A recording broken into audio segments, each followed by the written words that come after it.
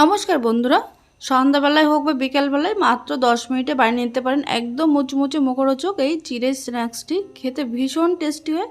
এটা আপনারা চা কফির সঙ্গেও খেতে পারেন বা ডাল ভাতের সঙ্গে। স্ন্যাক্সটি বানানোর জন্য এখানে আমি দেখুন হাফ কাপ চিড়ে ভালো করে ধুয়ে জলটা ঝরিয়ে রেখেছি। এবার এর মধ্যে দিয়ে দিচ্ছি আমি 2 টেবিল চামচ মতো সুজি। চিড়ে আর সুজি কিন্তু খুব ভালো করে এবার মিশিয়ে নেব।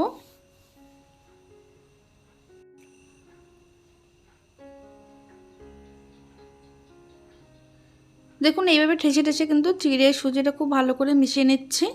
এর মধ্যে আমি সামান্য একটু জল দিয়ে দিলাম।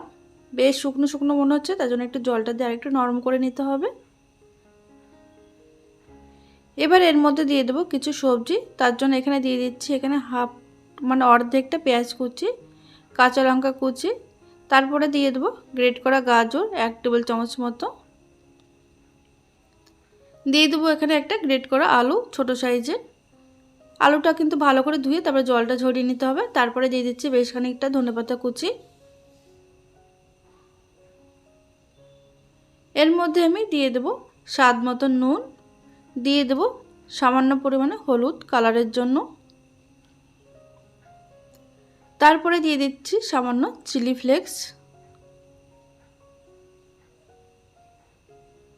এবার একটু চটপটা করার জন্য দিয়ে দেবো অর্ধেকটা পাতিলেবুর রস।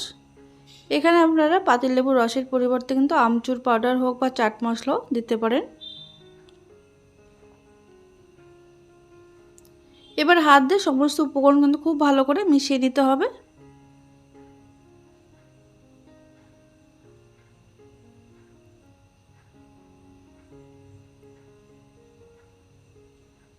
দেখুন হাত দিয়ে ভালো করে চটকে চটকে মিশিয়ে নিচ্ছি। তবে এখানে আপনারা আপনাদের পছন্দ অনুযায়ী ভেজিটেবলস বা সবজিগুলো মিশিয়ে নিতে পারেন। ঠিক এরকম শুকনো শুকনো মতন তৈরি করে নেব। এটা কিন্তু খুব ভালো করে মাখানো হয়ে গেছে। এবার এগুলোকে ভাজার জন্য কড়াইতে আমি দিয়েছি বেশ খানিকটা সাদা তেল। তেলটা ভালোভাবে গরম হয়ে যাওয়ার পর এগুলো একটু গোল গোল করে এরকম বলের মতন করে দিচ্ছি আমি।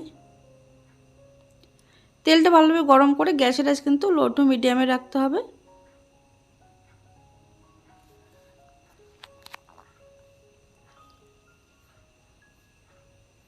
দেখুন এখানে অল্প তেল হলে একসঙ্গে কিন্তু খুব বেশি দেবেন না। এবার গ্যাসের আঁচ মিডিয়ামে রেখে কিন্তু এগুলো ভেজে নেব একটু লাল করে। একদম কম সময়ের মধ্যে তৈরি হয়ে যায়, আপনারা যখন খুশি এটা বানিয়ে খেতে পারবেন। খেতে কিন্তু অসাধারণ টেস্টি হয়।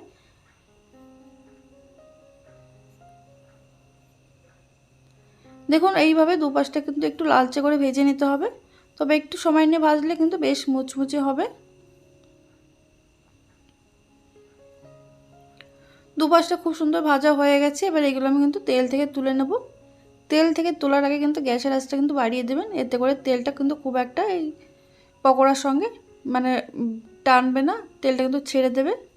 এবার দেখুন সবগুলো আমি তুলে নিচ্ছি। ওই তেলে কিন্তু বাকিগুলো আমি ভেজে তুলে নেব।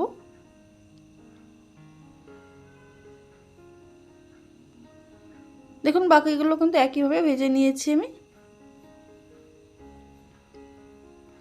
এটা এমনিও খেতে যেমন ভালো লাগে তেমন টমেটো কেচাপের সঙ্গেও খেতে কিন্তু দারুণ লাগে।